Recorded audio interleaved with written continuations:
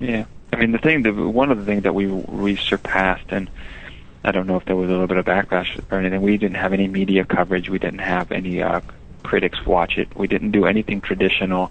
We didn't shoot it traditional. So we felt at a certain point, why go traditional with the marketing? Why buy ads? Why do the things when you have the Twitter out there, the Facebook, the Tumblr? You have all this free access to be able to rally your crowd or get people aware of it. So prior to the release, I mean, there was months there where we were just releasing photos and clips and trailers and getting people really interested in what was going on. And it lends itself to real beautiful photography. So those pictures really went around the internet, and people really discussed, well, what's this movie about? It's shot beautifully. So you got this really nice word of mouth going prior to when we dropped it, and that led us to believe to really go, well, let's get it to these people, straight to them, and let's see, regardless if you had $50 million as your advertising budget or $1,000, you cannot pay for word of mouth, and that's something that we really zoned in on and really wanted to use to our advantages. If we got good word of mouth, that could spread through Twitter and Facebook and you couldn't pay for that. So, I mean, we were very, very fortunate that the words were positive of the movie, because if it was negative, we probably wouldn't be having a conversation. So we were very, very fortunate that the word of mouth was very positive after the first screening in Prague. Mm-hmm. We have this question in from filmmaker Zach Forsman, and he writes, I am embarking on a micro-budget feature-length motion picture and intend to distribute it exclusively on digital platforms. My understanding is that on For Lovers Only, you negotiated an agreement with SAG that used the new media contract as its basis, and I would like to do the same. Some have told me that you can't use this contract for a feature, but there isn't any language in the contract about running time. Were you able to use this contract, and can you share some details or advice on your negotiations with SAG? Yeah. Hey, Zach, if you're listening. He's listening. If Zach is listening, we used the new media agreement because we didn't have an end game. We didn't know where this was going to end up. We wanted to shoot a movie. We were using SAG actors, and you have to have a contract with the guilds. DGA doesn't have one of these. It's such a low budget. It's very, very difficult for them to kind of harness what's going on right now. They don't have any agreements, so you have to pick the agreement that's best, that suits your movie. Now, if it gets theatrically released, we got to renegotiate with the actors, and we only have 2 SAG actors in this movie, so we knew that even if we had to renegotiate, it would be we would know how to do that. There's only 2 people. It wasn't a big cast. Even if we got into trouble with SAG, we knew that it was only going to be these two actors. You have to abide by. And there was a stipulation, and I don't know where it falls into the agreement because we didn't personally handle it, is that we were shooting in a foreign country, so some of those rules didn't apply. And I don't know if that had to do with running time or anything that Zach's running into, but there's a lot of the rules are alleviated when you shoot on a foreign ground. Mm. And part of that contract was, you had Stana come on board, and she wasn't paid. Yeah. Which is why you can do this, for so little money. Yeah. It's the new media agreement is vague in some terms. You have to sign something if you're going to use SAG actors. Mm-hmm. That's the best thing to do. And then when you do get a theatrical release or somebody does purchase your movie for distribution, then you're going to have to revisit it. Mm-hmm.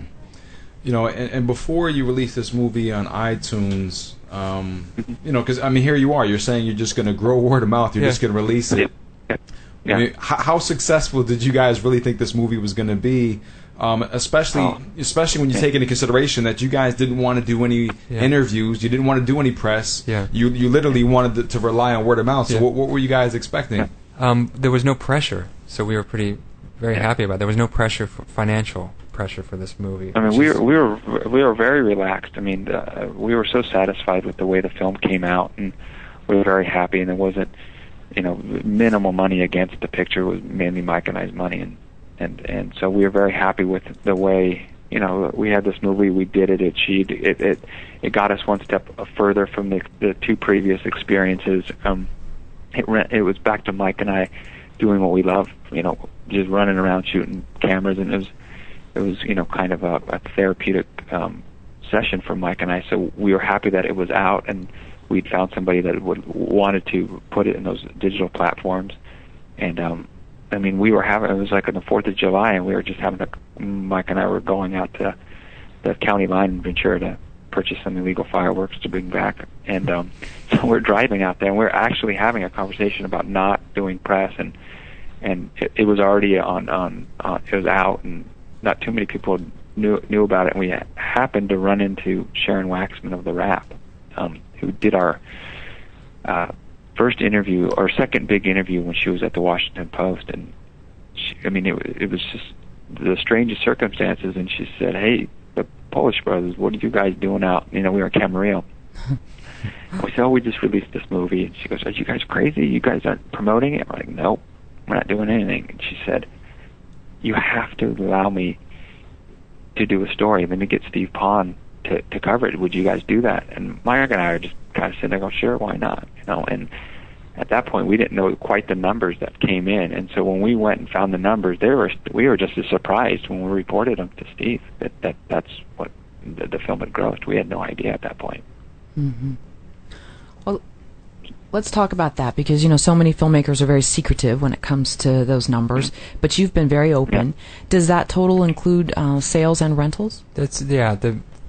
I think the misconception of the first number was iTunes only. It was a few different platforms that came in together: VOD, iTunes, and Amazon. So it was a culmination of a bunch of different platforms that came in. I think iTunes steadily now is the top number of everything. I think that holds the biggest amount for us. The film has sustained the number one spot in romance and independent film for 3 consecutive weeks, and then been in top 10 for quite a while. So that was the number people were going to. Was the top 10 rating? So they contributed to that. I mean, it was nice because we had absolutely no ads, and so it was nice to see that it sustained itself in the iTunes, because that seemed to have a kind of self-perpetuating review system. People got to see it, and I mean, the big component to this is obviously the social media that was backing, where you could see these platforms. We had a lot of followers who believed in the film and allowed people to globally know where to find this film, where to see this film, how to see this film. So a lot of the contribution of the success goes to the social networking of the people who love this movie. So, can we pinpoint exactly where the film is available? It's available on iTunes, Amazon, and are any other platforms that it's available currently? No, those are the two that we've been.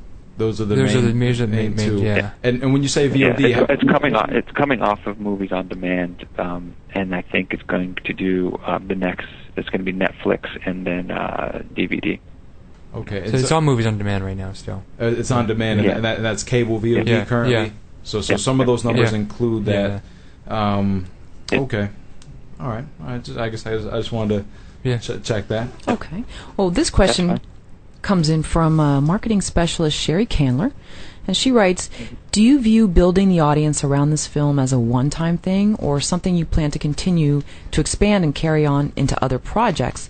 Much of what I know about the attention you have received is based on the Twitter following of Stana Katic and her TV show Castle, but being dependent on that actress's following is not good if you don't plan to have her star in your subsequent films.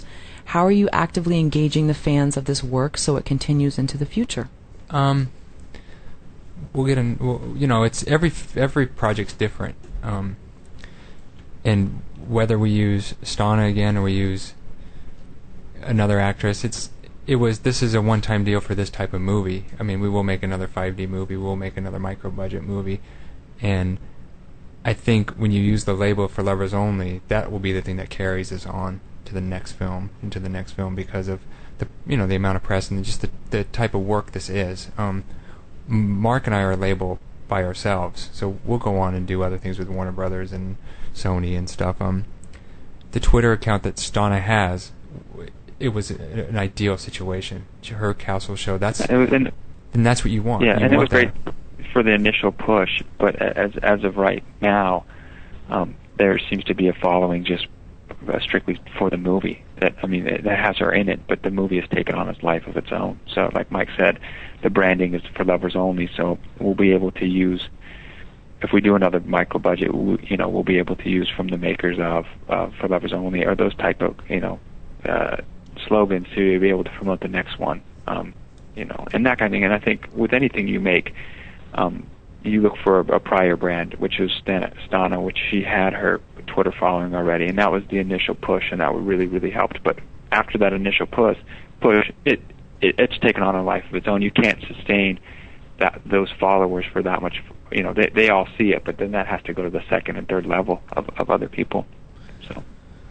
And just to get us all up to speed here, the film has currently made over 500,000 on all these platforms. Yeah, I mean, that's not confirmed. That was the last number that we heard. That's the last number you heard? Yeah. Okay, so beyond that, there's no more details in terms of but you said iTunes is clearly the leader. Yeah, of when the you group. look at you see the pie and you see what's cut up, iTunes is the majority share of everything.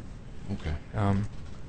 And when you started getting the word out about this film, how did it begin? I mean, you said you ran into the lady from that she got it up on the Wrap. Yeah. But was that the very first way you got out? Or was it a tweet? No, that was the first media event. The first actual event was a festival in Prague, and I always mess up the name. It was called Zleen or something. I mean, these girls that are going to kill me that were there.